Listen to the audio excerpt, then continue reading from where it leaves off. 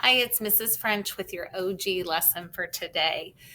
We have been talking a little bit about how to attack multisyllabic words, meaning words that have more than one syllable. So we've been learning a couple ways on how to know how to break them into the syllables so we can try to sound them out and read them. So we've talked about a couple of these things. We've talked about compound words, how we look for those two smaller words. We have talked about chopping off the prefix or the suffix to find the root word. And we've also learned about the VcccV rule, where we divide it between those two consonants and share them equally with the vowels. Well, today we're going to talk about words that have the two vowels, but in the middle, there's more than two consonants, so that we know how we need to share those extra consonants with the vowels so that we can read the new word. So I want you to look with me as I model how to do this. So first, I see this bigger word with more than one syllable because I see more than one vowel. And I know I need to label the vowels, a U and an A. And then the consonants that come in between. There are 3 of them. Well, I know that so I have 3. I'm going to put the S and the U over here. I'm going to put that B with this vowel.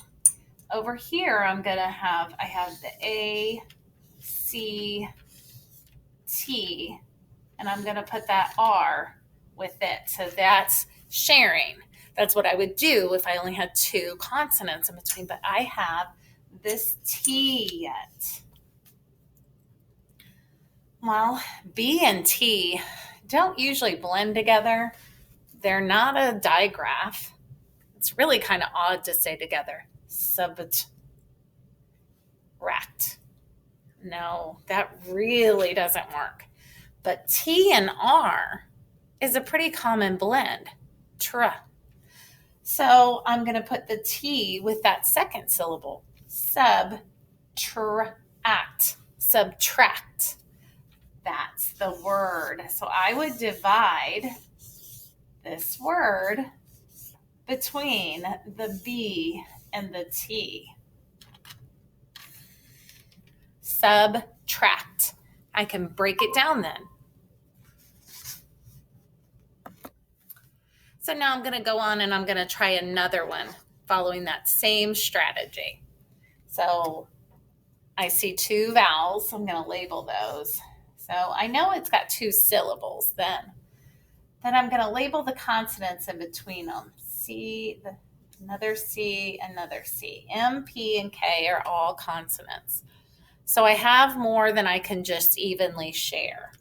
But I'm going to go ahead and I would think I know that it would be the P, U, and the M, and the K, I, and the N. Then I have this P that I need to decide where it goes. Well, P and K, those don't blend together really at all. So hard to even say. But M and P, that's a pretty common blend. So I think if I put that P with the first syllable, pump, pumpkin.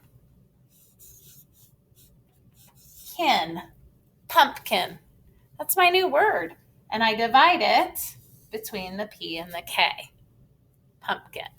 So now you're going to practice with me on a couple more and through a pear deck, and you'll hear me and see some words, and then you will have some words that you won't hear me read them, because the whole point is for you to look at it and try to break it up in the right spot and read a new word. Okay, so you'll be marking on your pear deck slides for the you do your vowels and consonants and drawing a line to divide it. And hopefully you're reading them too and saying those new words. Good luck.